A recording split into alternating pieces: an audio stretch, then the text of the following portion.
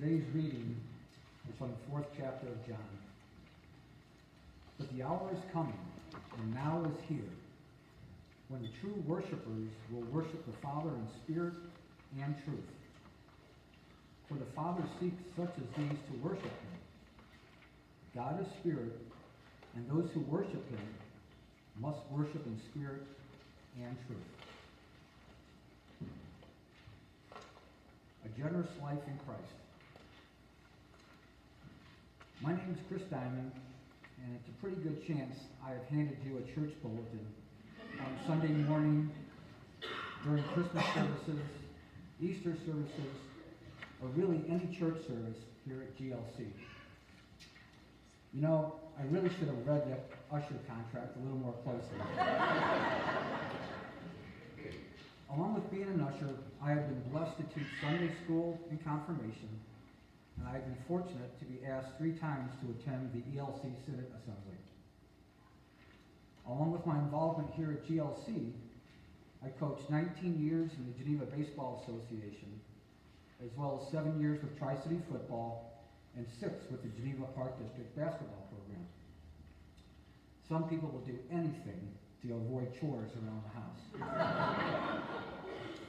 A generous life in Christ. Growing up in Wheaton, Illinois, I was the youngest of my parents' 4 sons. My family attended St. Paul Lutheran Church, which was 1 block from our home. Every Sunday morning, we walked as a family down the street to church. My father was a retired colonel in the Air Force, who raised his sons on Lombardi time. For those of you who are not familiar with that saying, it was named for the great Green Bay Packers football coach, Vince Lombardi, who believed that 15 minutes early was actually 30 minutes late. Needless to say, we were never late for church. On most Sundays, we arrived 30 to 40 minutes early. Because of that, our pastor gave my father a key. It was mostly used on Sunday mornings, since we were the first ones there, but also because my father enjoyed doing small projects around the church. He encouraged my brothers and I to help out also. We handled the lawn duties in the summer, the leaf raking duties in the fall, and the snow shoveling in the winter. By encourage, I mean he would pick a chore and say, "Do it." A generous life in Christ. I was confirmed, and Cindy and I were married at St. Paul. Both events were handled by our pastor, Ken Olson, who later became the bishop of the Metro Synod. Pastor Olson was a great man who made it fun to go to church. Thinking back, I have very fond memories of the youth trips and events at St. Paul. Later, when our sons were baptized there, I cherished the responsibility of raising them in God's way.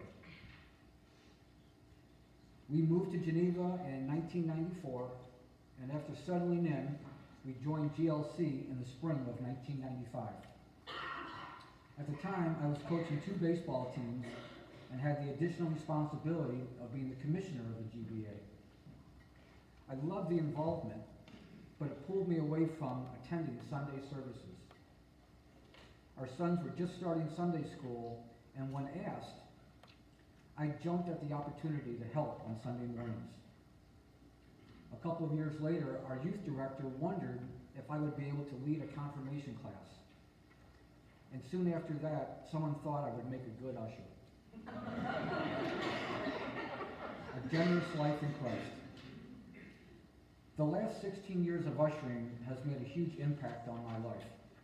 What an opportunity. I get to arrive early and spend quality time with PT, hear the musical talents of our members in rehearsal, welcome people to worship, and best of all, watch babies grow up to be kids, kids grow up to be teenagers, and teenagers grow up to be adults. Of course, I do have to be on alert in case Pastor needs a battery replaced, or if Julie needs a fill-in to read the prayers, or even if a church member locks their keys in the car with it running. A generous life in Christ. Attending every service, and I mean every service, has really filled my worship spirit, and I have been moved by many different services. Without a doubt, the most meaningful was my first Maundy Thursday service, Jesus' Last Supper. Watching the altar stripped down and everything taken away was so eerie. Exiting the church in silent darkness was chilling and something I had never experienced. I went home that night and felt very alone.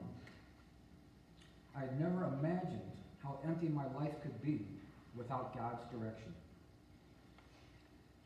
I reflected on my years attending church and how worship had filled my life. Suddenly, things became very clear. I realized that my needs to be involved maybe weren't just my needs.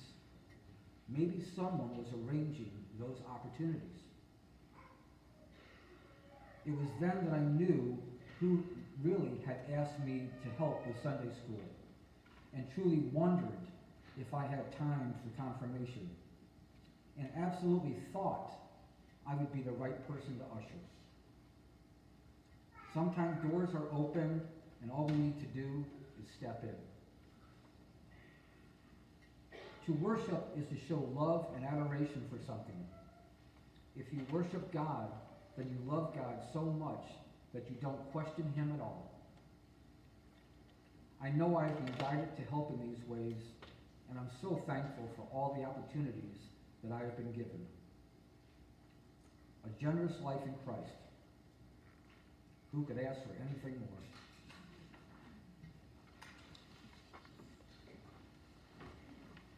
Please stand to sing the hymn on your insert.